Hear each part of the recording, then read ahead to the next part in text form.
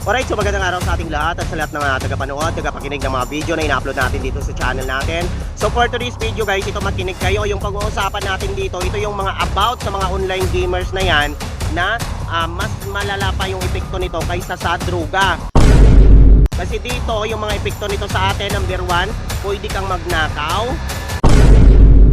para lang may pangtaya ka. Pangalawa, pwede kang buminta ng mga gamit mo para may pangtaya ka.